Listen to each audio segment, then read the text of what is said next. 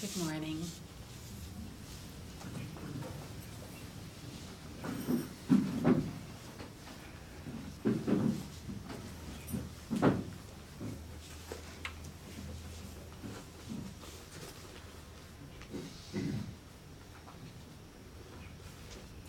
There's one thing that's more important than any other for us as human beings to know about ourselves, and that one thing is not a something. That which we are, aware basic space, a vast expanse, vast like the infinite sky, has never been contained by anything. So no matter what beliefs we might have about that vast expanse of awareness being contained by something, know that your awareness has never been contained by anything. That's the starting point. And know that awareness to be what you already are. In other words, awareness is not something you need to get. You don't need to go out and get it, like going out to buy a car or a TV set. It's not something that exists elsewhere that somebody has that you can get. The awareness that you are simply already is. It already is the fundamental nature of being. Every single moment of life, every single breath of life, every single sensation of life is imbued by awareness, pervaded by awareness, is only because of awareness and nothing else. So when there is effortless being of that which is so immediate, that which is the basis of every perception, there's complete relief. There's complete relief from all these beliefs and assumptions of ever taking oneself to be something. So if we set up a system of causes and effects that will lead to awareness, say we decide that awareness needs to be caused by something.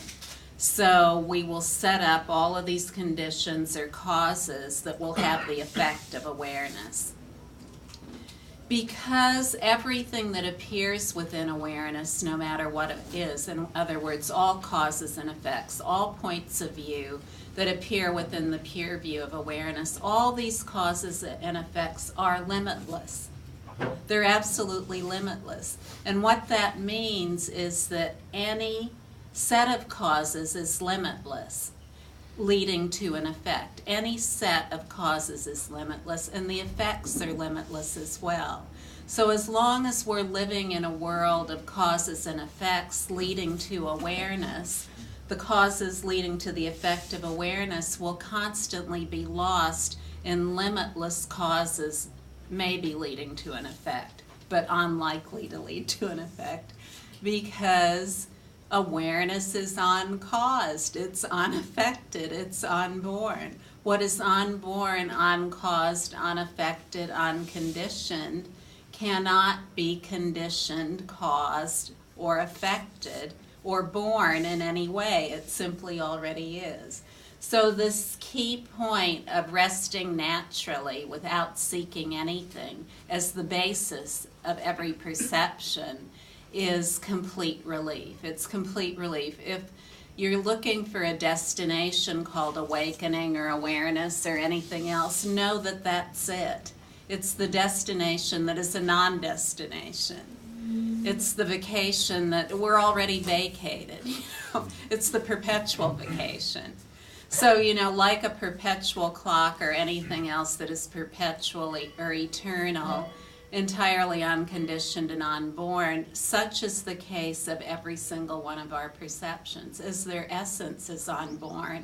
There never was anything there that was born. There never was anything there that was conditioned. There was never anything there that was caused, and there was never anything there that was affected. So that means primarily that we don't need to change our lifestyle. We already are who we are, no matter what our lifestyle is. So we don't have to get a new lifestyle in order to be who we are. Everyone already is who they are, no matter what their lifestyle is. And the freedom in immediate perception is guaranteed. So the freedom, our total, complete, absolute freedom as every single perception is absolutely guaranteed. How is it guaranteed? Every perception, no matter what it is its own undoing. We don't need to do anything about it. If we try to do something about our perceptions, we'll just add more perceptions to the perceptions we already have. But if we rest naturally as the ease of being freely as every single perception, what we know very quickly is that all the points of view, all the perceptions, they vanish in and of their own accord. They vanish naturally, leaving no trace. They dissolve in and of themselves, and that even if we tried to hold on to one, we couldn't. They vanish naturally like the flight path of a bird in the sky. And at the same time, they're inseparable from awareness. So they are the dynamic energy of awareness and nothing else. All the points of view, whether you want to call them points of view, phenomena, appearances, they're the dynamic energy of awareness and inseparable from it. Just like the color of an emerald is inseparable from the emerald, or the brilliance of an emerald is inseparable from the gem itself. So too, all the points of view are awareness and nothing else. There never have been two. There never have been two. There's only been awareness as point of view. Without point of view, awareness would not be, and without awareness, point of view would not be. Point of view has no independent origin in and of itself. So if we're looking for awareness outside of points of view, or trying to reform, reshape all the points of view with different causes and conditions, then we will simply be adding more points of view. We'll be elaborating points of view. Say a point of view comes up, oh, I'm angry. I'm still angry. Even though I've been doing spiritual practice for 30 or 40 years, I'm still angry. What should I do about that? And maybe no one else knows we're angry, because now our anger is only a secret anger. We don't blurt it out anymore. It's just in our mind, or, it isn't in our actions or our speech. It's just in our mind, but we know we're still angry. The anger is still there, and this flash of anger goes off once in a while. We may have neutralized it so we don't do anything about it, but it's still there, it's still there. So you see, all these points of view, no matter what they are the dynamic energy of awareness. And even if we neutralize our anger is still there. It's still there as the dynamic energy of awareness. So if we're trying to get rid of anger conclusively and unfalteringly forever, to prove that we are awake, in other words, evidence of our awakening is that we have no anger, or we have no sexual desire, or we have no jealousy, or whatever it is. If we have set up all these benchmarks as evidence of our awakening, then we're going to be lost in total pain, suffering, and confusion for all of our lives. Even if we are able to achieve some sense of neutrality, we'll still entirely be living within the realm of suffering. Because when it comes to all of these things that we may have thought are non-spiritual, we have to see that they're equally spiritual. You see, the non-dual expanse has never had two. It's never had two. So you see, the positive and the negative are not two. They're not two. They're flip sides of the awareness coin. But they only are awareness. They're nothing other than awareness. So, if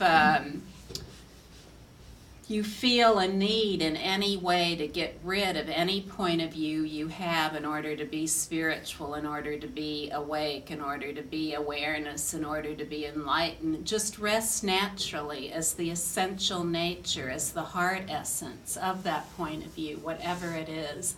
And know that that point of view is pure from the beginningless beginning. That's the only way to come to peace with oneself and with other beings. It's the only possible way. Because see, until we realize that really we are a single non-dual expanse, meaning our very own body, it's a single non-dual expanse too. and everything that seems to go on within it or outside it, all of that is a single non-dual expanse. But we have to start right here. We have to start right here with what's going on within us. You know, we can have all these beautiful philosophies of awakening, of awareness, of everything else, but this is our monastery, our ashram right here. You know, this is our primary monastery or ashram. There are all kinds of things going on in there. All this dynamic energy of awareness. And if we're constantly at war with ourselves inside our ashram, trying to reorganize all the ashramites or inmates or whatever you want to call it. Divya told me yesterday is that really what people in ashrams are called, inmates? Well, only in ours, but it's to Indians, to Hindu who learned English, being here, it's not a loaded term the way it is for us as Americans, if you understand what I mean. Where it just means people who live in permanent residence. It's not just we use the term in America. Yes, but in some cultures, if you say inmates, it means someone in prison or in an insane asylum or something like that. Involuntary. But these words, not voluntary at all. But when it comes down to our own inmates, that we have all the dynamic energy of our awareness, that we have to find complete peace with that before we can find any peace anywhere else. And the more we realize this complete peace within ourselves, the more seamless everything is. So, we can't philosophize ourselves into a state of awakening. Because awakening isn't a state, it's a reality. It's the vibrant, vivid reality of being, of what we are right here. And it's the vibrant, vivid reality of all of our inmates. So our thoughts, our emotional states, all of our sensations, our impulses to act, all of these, unless we rest naturally, that is the essence of their being, we can't come to peace with ourselves. And you may be wondering, well, if I'm at peace with everything about myself, whether I've judged it to be positive or negative, then how am I going to know what right action is? Well, this is a question that comes up a lot among Western people because our culture is so based on seeing everything as opposites and or dualistic perception. Well, when we come into complete accord with ourselves as the reality of that which is non-dual, and we see all of our inmates as the equalness and evenness of that non-dual expanse, then we suddenly realize that this awareness and compassion are inseparable. So without awareness, compassion would not be, and without compassion, awareness would not be. Until we can have that complete compassion in, of, for, and through ourselves as awareness alone, inclusive of all our points of view, we can't have compassion for anything else. So, the warmth of compassion arises with that realization. And how do we know that? Only by being with ourselves, only by being with ourselves. That's it. And it doesn't mean being with ourselves in any special circumstance. Whatever perception we're having, it is awareness. It is our own awareness. Awareness as that perception, not awareness of the perception, awareness as the perception. No experiencer or experience, no perceiver or perceived, no seer or no seen. So just that effortlessness that is the underlying reality of everything is the entirety of what freedom is. Freedom is no destination. It's just whatever perception is, we're entirely free as that perception. And we know whether we're free as all perceptions or not. If we get caught up in our perceptions and start elaborating them and making stories out of them, then we know that effortlessness of being isn't there. If that effortlessness of being is there, we know that. We know that no matter what we're thinking or our emotional states are or our sensations are. And with that incredible warmth of compassion that is inseparable from awareness, we know what to do and how to act. We have an inherent system of morality and ethics that is inherent to. It's innate as our awareness. It's not anything we need to learn or cultivate or develop or organize or shape into a series of good deeds or acts. It's naturally occurring, naturally present is the reality of our being.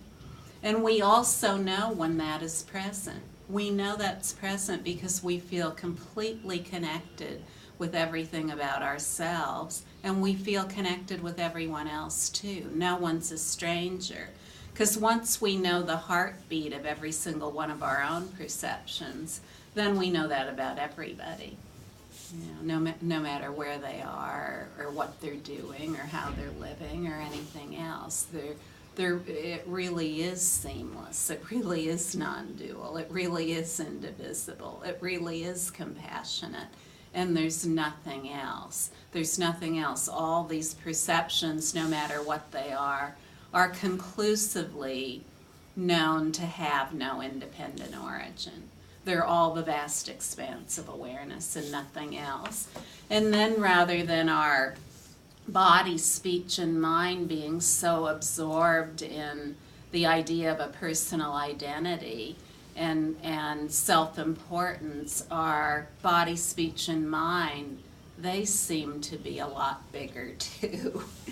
Rather than being so confined and centered on ourselves, this ease of aware compassion, compassionate awareness, compassionate emptiness, which is inclusive of everything, we realize that we've never been slapped down in a body. We've never been limited to the space of our bodily form in relation to our living of a human life, but rather our true body, mind, and speech are vast like infinite space. They include everything, all forms, all sounds, all speech, all of everything, all wisdom, all compassion. So these are simple indicators of the reality of our being, whether we feel that spaciousness, whether we've realized that spaciousness is our own nature. We can know that. We can know that in a very direct way. And we do know that when the effortlessness of awareness is the strong core of everything about our life. We absolutely know that. Awareness doesn't have an on and off switch. So once we're introduced to our own awareness, that's it. That is the foundation. That's the foundation of every perception. It never goes anywhere. Awareness doesn't travel. It doesn't travel. It doesn't go anywhere. So, it isn't as though because we have a certain perception, we don't have awareness, and then when we have other perceptions, we do. Awareness is as all perceptions, no matter what they are.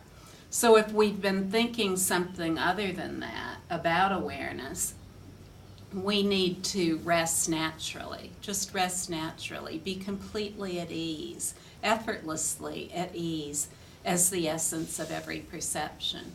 And when we do so, we find that maybe some of these points of view that we thought we had to shape into being a certain something, like all the negative points of view, that they too are timelessly free. They too are timelessly free. I cannot overestimate the importance of this. And, the reality of our being is that we're so profoundly connected to everyone, because everyone is us. What could be more profound than that? And we know that that's the case when we not only feel that, but we are responsible in that way in life. So, we absolutely know. We know that ease of our being is when, we walk down the street, and whether people feel connected to us or not, we feel connected to everyone. Everyone is our body. It is the body of awareness. No matter who they are, we palpably feel that. We feel that with everything that we are. So we don't have to cut off our sensing mechanisms or our emotions or anything else. Awareness is as all those things, and they don't need to look any certain way in order for us to be awake. So if we take any emotion or thought to be evidence that we're not awake, or even any action, then what we've done is excise that out of awareness. We've said, oh no, that thought, it exists elsewhere other than awareness. It's very, very important, especially for us in the West, but for people all over the globe, to realize the fundamental nature of what we are. The fundamental nature of what we are as awareness is something that is unique to being known in a human being. And what I mean by that is a human being is the only being who has self-knowing awareness, that by which awareness knows itself. Other critters and things, they don't have self-knowing awareness. They're just awareness that has never taken itself to be anything. The tree's never taken itself to be a tree. The dog's never taken itself to be a dog. The cow's never taken itself to be a cow. They're just spontaneous awareness. That's it. So this self-knowing awareness that we are, as that in every moment we have a choice to know that we are that or not. And the more that we rest effortlessly as that choice, the more we realize that. The more we realize that. And the more we realize that in relation to everything about us, the more connected we feel to ourselves as a simple human body living life, and to everyone at all. And rather than it being a passive or neutral or impartial reality of being, it's a reality of being of enormous potency, of immense power and force. So don't ever take yourself to be any particular thing, like non-existence or nothingness. Or no self. Or see, awareness doesn't need any names. Even the name awareness is too much. But we know we are because we are aware. So that in terms of us experiencing ourselves as we really are, it's awareness. Every human being everywhere can relate to the word awareness. We all know we're aware, no matter who we are. 7 billion people, we all know we're aware. We wouldn't be aware of being naturally present as someone if we weren't aware as the primary uncaused reality of that. So this awareness that we are is what definitively unites all of us as human beings. There's no human being who can be separated out of that, and no other being. This is very important. It's very important for us right now. It's always been important, but it's never been more important than it is right now. So when we get to know ourselves as we really are, and then we reach out to others in that way, saying, well, you know, this isn't something special or unique for me, it's you too. And if you're interested, I can share that with you. Then we come into an openness of dialogue based on something that isn't dependent on categories. We're just talking about what we all are as human beings, not talking about ourselves as what we are according to certain categories, like my philosophy and your philosophy, my religion and your religion, my spiritual practice and your spiritual practice. There's just awareness as all human beings. It isn't owned by any one human being. It simply is as everyone and everything. So you see, when we take awareness out of all the categories, then we just see that there's vast awareness. Vast as infinite space that's never been contained by any category or idea, and most importantly, has never been owned by anyone or anything, has never been owned by any category. It's never been owned by any religion or spiritual practice or person or even the greatest being who ever lived. Awareness has never been owned by anyone or anything, or never trapped in a category.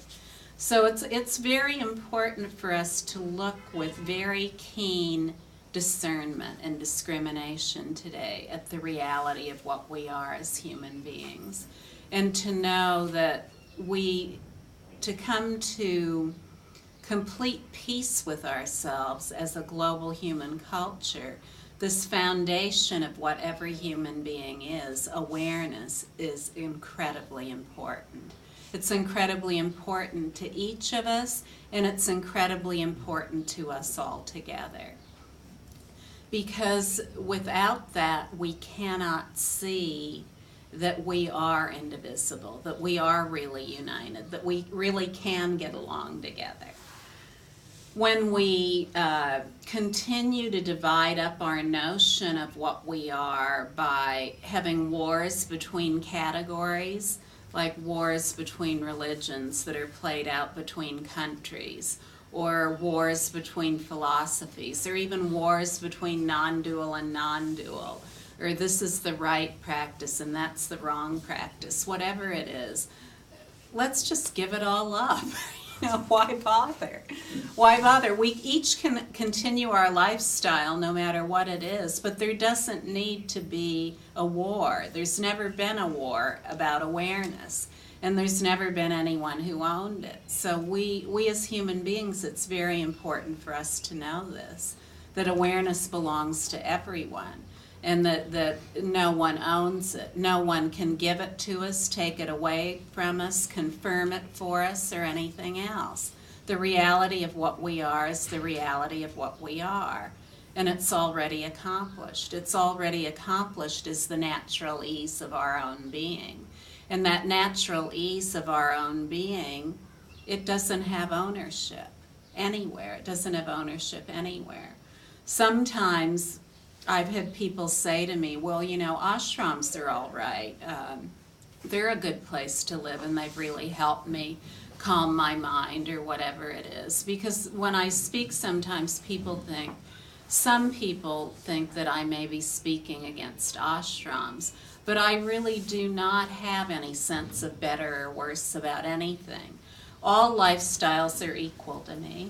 They're all absolutely equal, and that everyone living them is absolutely equal and even as awareness. So whether the lifestyle is ashram lifestyle, or living in India, or whether it's living in North Carolina, or wherever you might happen to live, all this is equal. All this is an expanse of evenness, and it is an equal opportunity program. So awareness is an equal opportunity program. No matter where you are or where you go, you already are awareness. And so this is important for us to know too. We don't have to have a special circumstance to be who we are. And we don't really have to change anything about our lives. We don't need to abdicate our commitments, abandon our loved ones, or anything else. We already are who we are. Even if we want to live a lifestyle where our family and the world and sexual relationships and that kind of thing aren't going to be part of it, it's very important not to set that up as a war of opposites.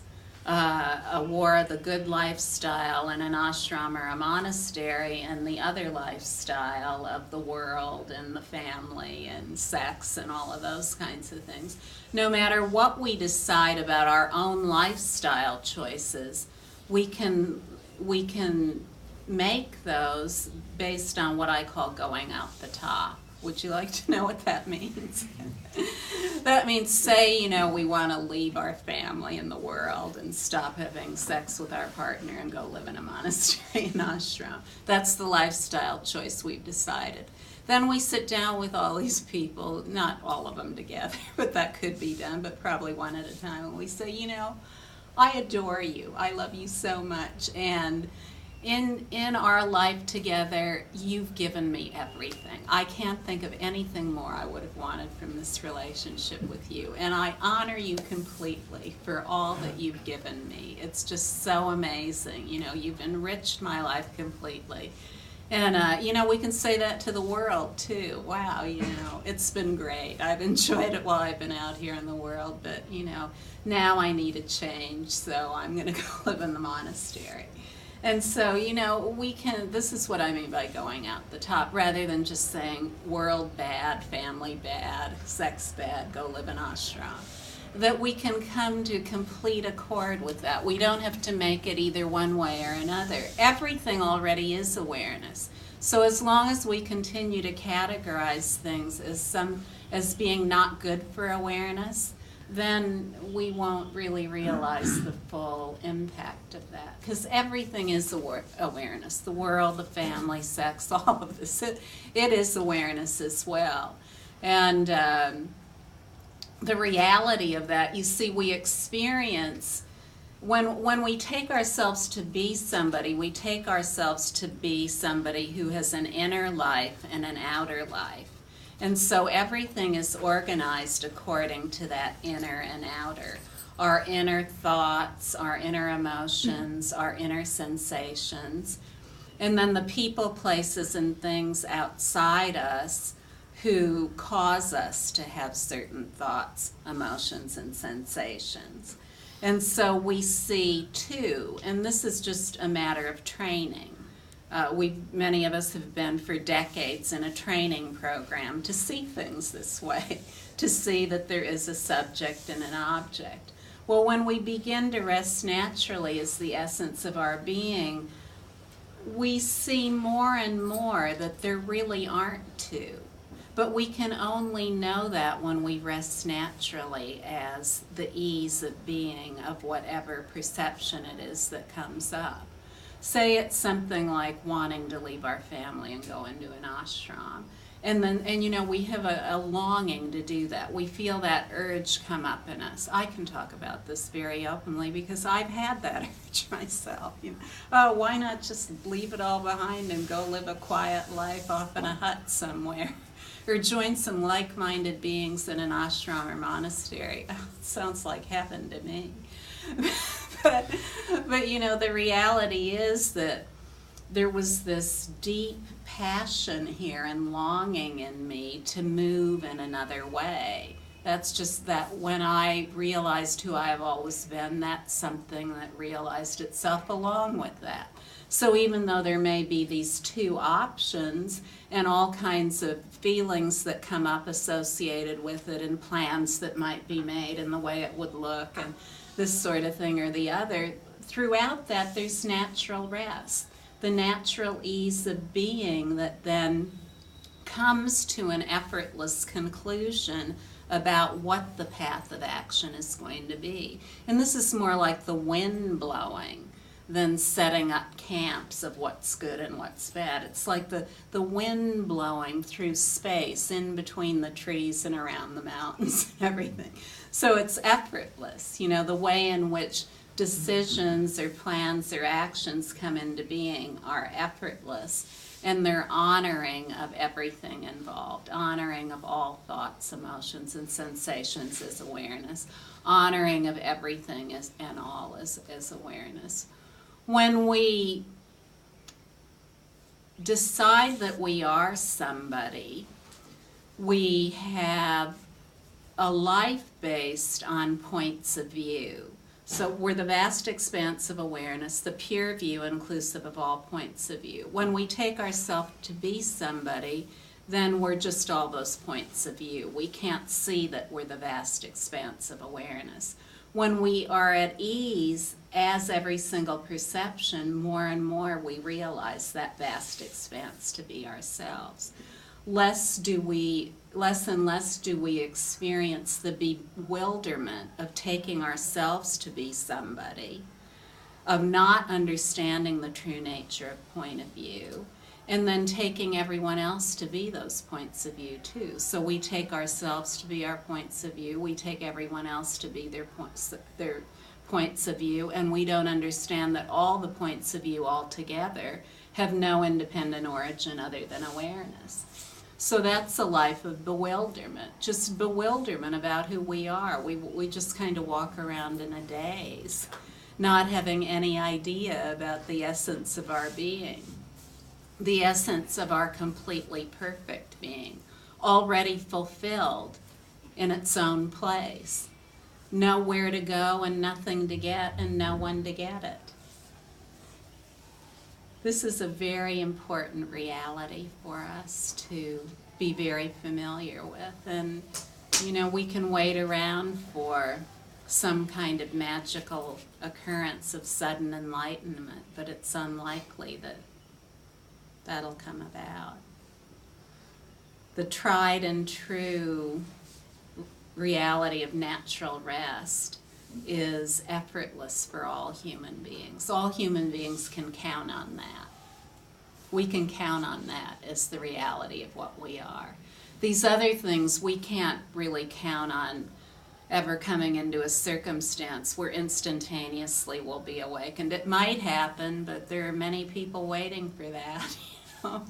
I think there's a long line.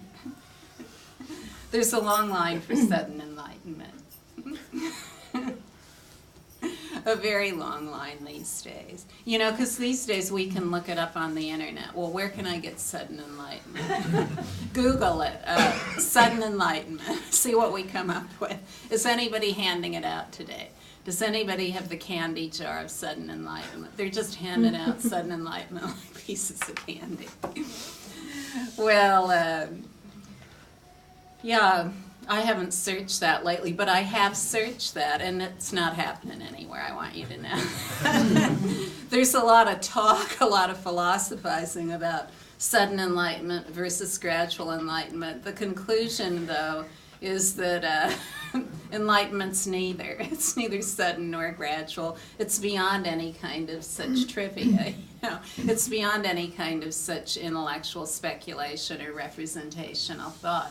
What is timelessly omniscient, how could that be put in a box of sudden or gradual, or something that needs to be achieved? In other words, a path, a development stage, and then a fruition stage. What is timelessly so is timelessly so, even when we completely forget we're awake or we're aware and don't recognize that we're aware. We already are aware. So when we have that big bang, wow, even when I'm not recognizing awareness, I'm entirely aware. That's a very powerful moment. That's an extremely powerful moment, because what occurs there is that all points of view collapse in the basic space of awareness. When we realize that even when we don't recognize awareness, it's recognition of awareness. That's the exhaustion of all phenomena, the exhaustion of all points of view, the complete collapse of all points of view in the basic space of awareness. And then there's just huge laughter for everything we put ourselves through.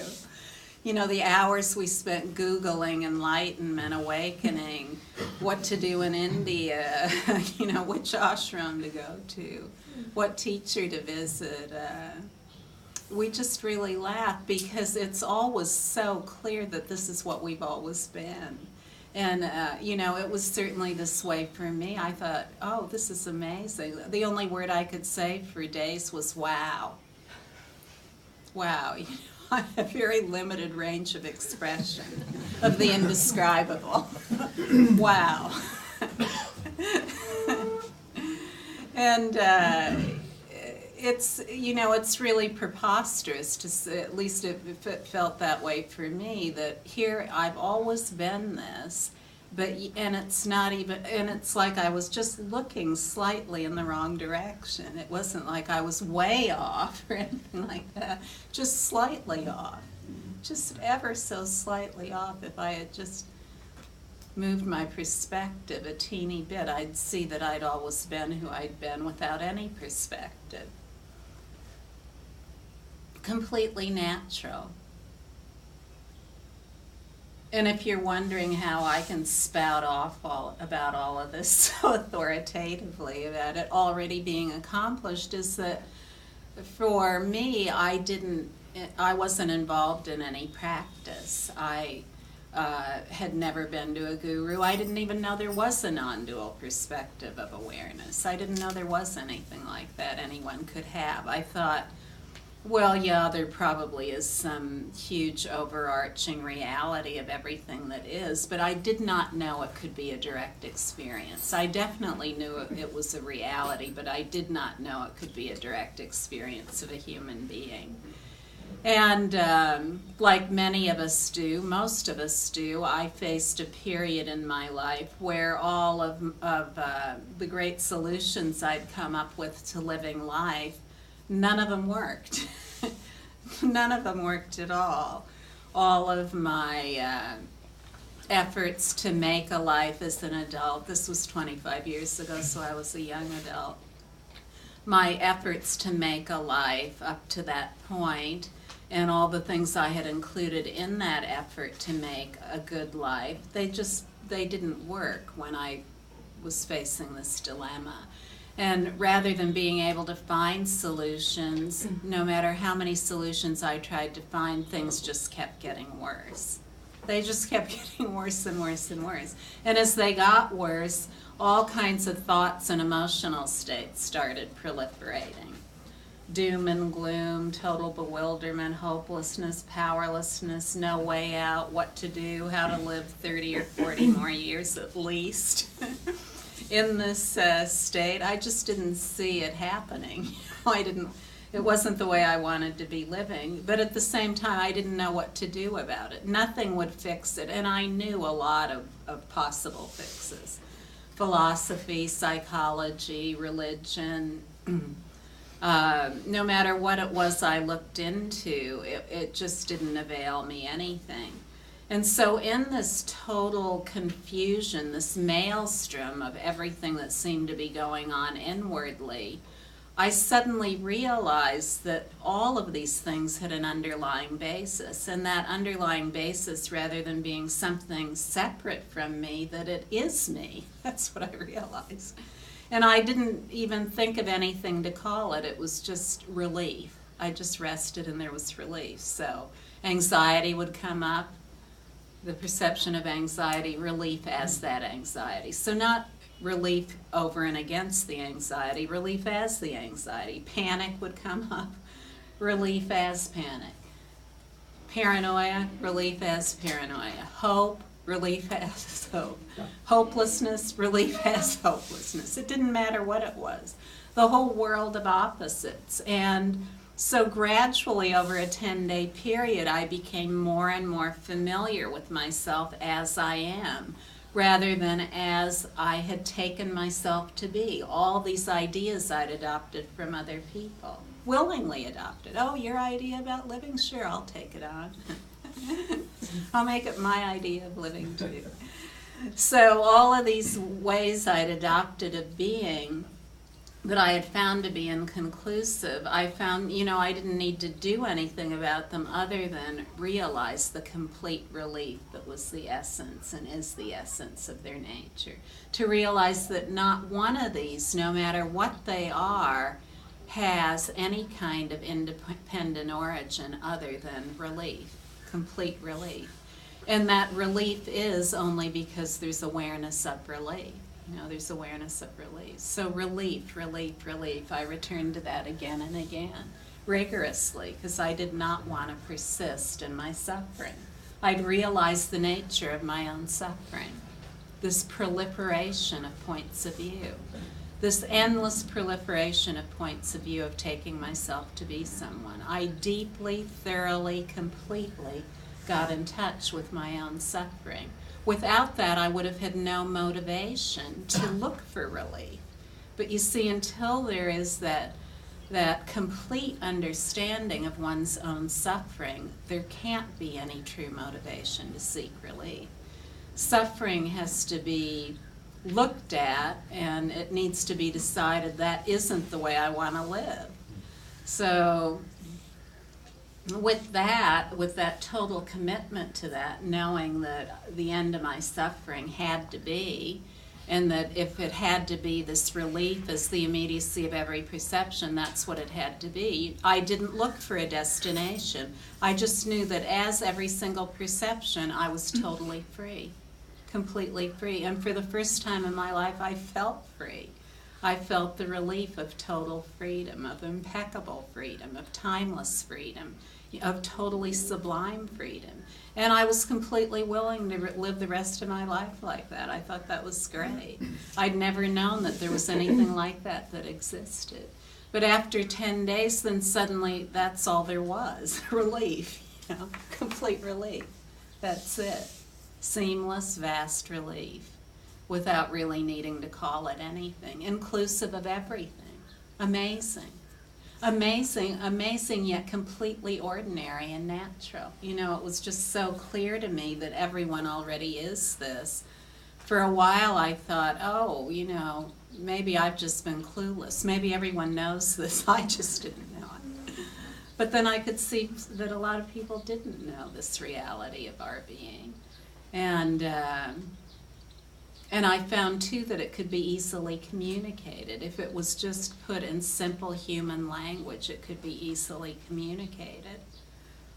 The reality of what we are, when it became so obvious here, it was so clear that every single point of view I had looked for to bring me satisfaction and fulfillment, no matter what it was, that what I had really been looking for was this.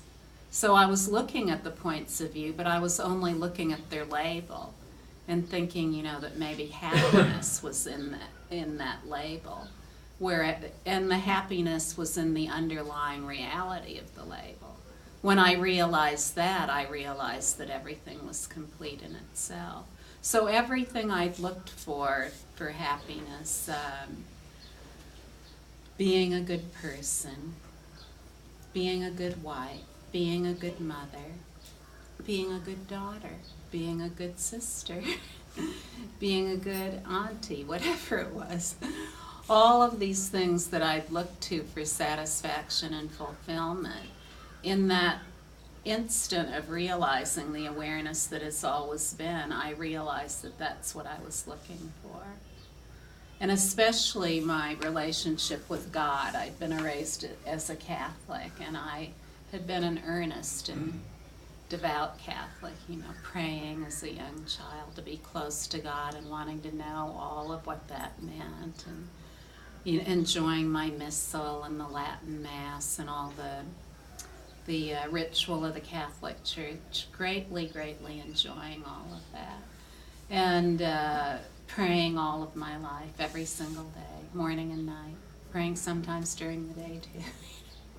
So really earnest, and not as devout as my mother and grandmother, but I was warming up to that. I learned well from them.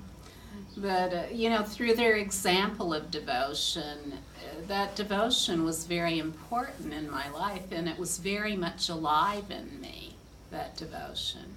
So, when it came to the realization of my own suffering and the direct experience of awareness, that devotion that had been inspired in me from early life was very important, because then I could be devoted to that relief. So, I'm so thankful that that was present for me.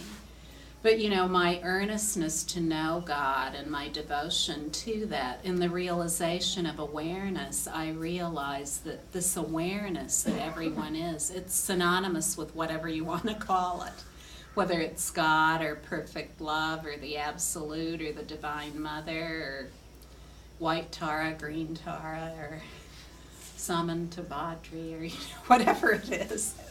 It's all awareness. You see, there's one thing that about each one of those, the perceptions, that is constant. Awareness. Awareness. So no matter what we call it, it is awareness. The great reality of all seeking for satisfaction and fulfillment is that we're looking for awareness. So no matter what our thoughts are, no matter what our emotions are, no matter what our actions are, the urgency in those is always the urgency for awareness. That's what it is. And once we know that no perception, whatever it is, exists elsewhere other than awareness, thus it has no independent substance, nature, or characteristics other than awareness, then it supports us greatly in just being that, allowing that to be primary rather than the label, the description of what's going on. Stories come to an end. They come to a complete halt. Because it's realized that to persist in the story is to just make a story out of awareness.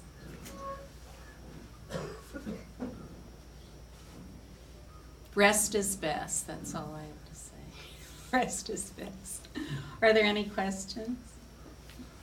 Yes. Glenn? Over the last 12 days, I've had the experience of there being no subject and object at times, i.e. just perceiving. But to me, the curtains are still curtains, and my inner sensations are still inner sensations. And even people, I don't know them as awareness. I don't truly know. I can give myself all sorts of reasons to convince myself that people are awareness. Mm-hmm. And I have the belief that they're awareness. I have the belief that the curtains are awareness. But I still don't know. Yes. First, there's understanding.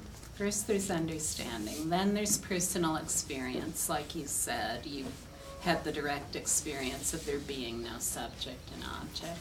And then indwelling confidence.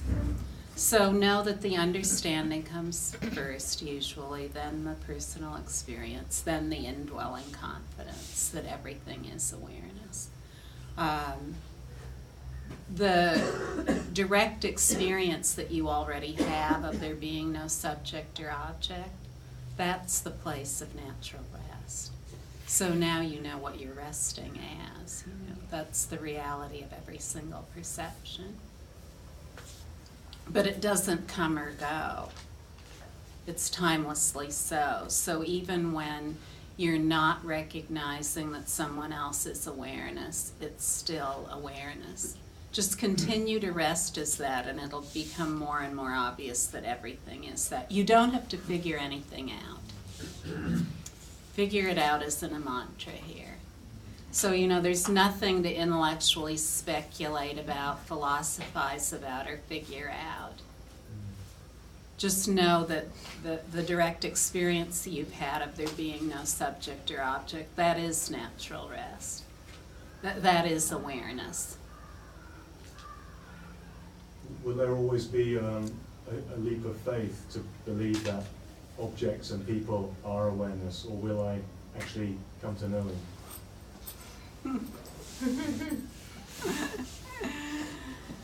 Rest naturally and you'll see. But if you're asking if the full evidence of awareness requires a leap of faith or some kind of objective support to prop it up, no.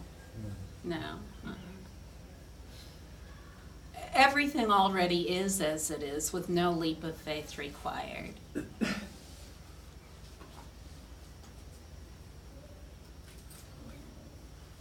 The other thing was I tried to put into practice the instructions from yesterday of going to sleep and trying to be aware. But I just fell asleep. And then I woke up again at midnight and I tried it again, but I just fell asleep again. And I tried it again at 4 a.m. and I just fell asleep again. So I didn't really get very far last night.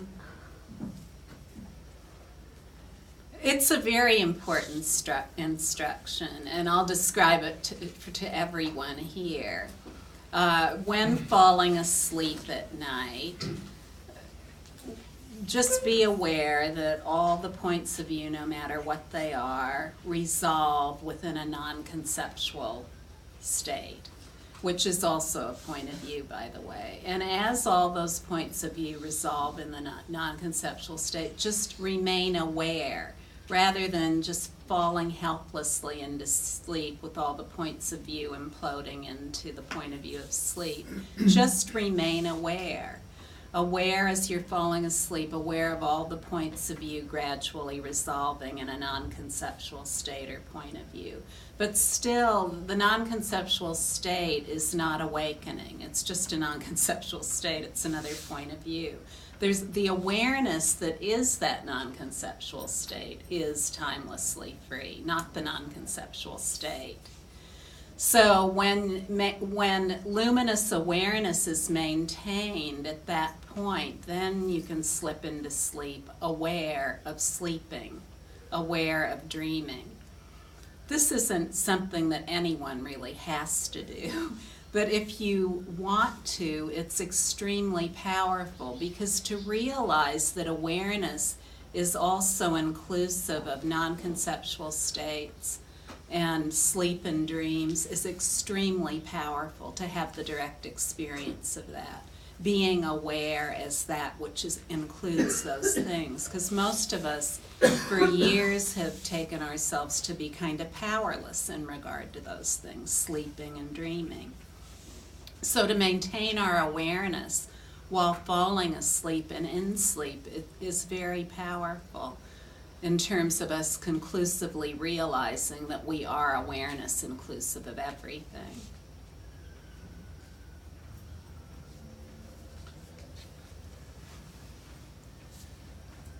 I'll keep trying, but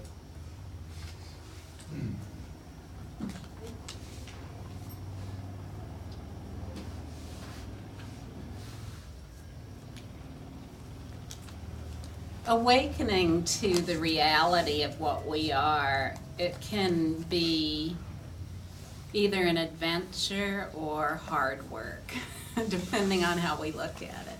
So if we take it to be hard work, then it'll be hard work.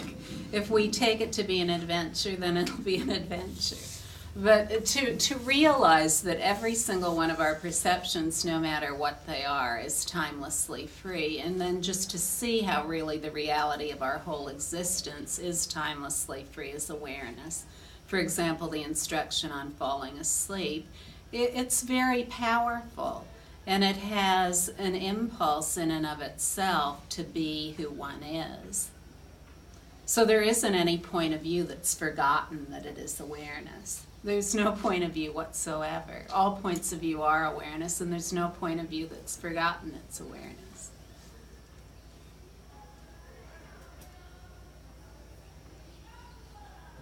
Resting as that direct experience, naturally resting without effort, is by far the most pleasant way to realize who you are. And it's also been traditionally, through thousands of years, the easiest way for people to realize who they are. So this is nothing new, it's absolutely nothing new. Especially in the West, we tend to look at everything as hard work. If we want to get something good, then we have to work hard for a long time to get it. So when we hear something like rest naturally without seeking anything, rest naturally without describing anything, it may sound like, oh, this couldn't possibly work. Not for something as good as enlightenment. But that's really the most difficult instruction I give, resting naturally. The easiest one is just to keep showing up, and then conviction will dawn. Is there anyone here who has just shown up and then conviction dawned who'd like to talk about it?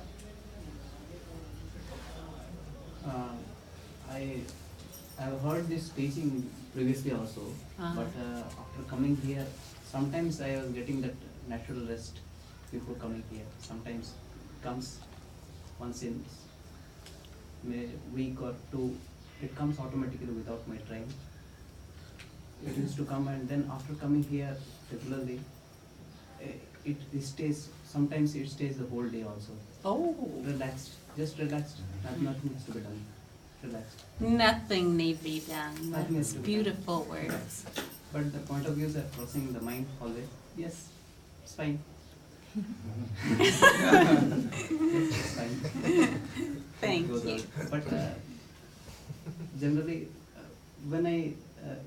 when walking these things, it continues. But when I try to again intensify that rest, suppose when I try again, sit again or close my eyes, try to do that doesn't come. That goes away. one more problem I found is when walking, like physically the energies are going down somehow. Maybe something wrong in that also. Naturally relaxed, mind is very relaxed. But I used to go for long walks. But these days, if I go for a long walk, I feel a bit tired. I don't know anything wrong in that. No, no, just the perception of a long walk being tiring. Yes, that's what I found. And, For last- day. Last night, I had my dinner 7 o'clock, 6:30, and then I thought, okay, I'll relax a little. And I was lying down, I slept, and whole 2-3 hours sleeping, it was totally fully aware. It was awareness was there 2-3 hours fully During the night. during the night. And of course, I again got up and went to our satsang, which we had to attend. And then afterwards, I came and slept. Then that awareness was not there. But just in between, I slept for 2-3 hours. That awareness was there. Once you introduce yourself to the reality of your being, it just becomes more and more obvious, just as you describe. So it is very easy. It's as easy as that.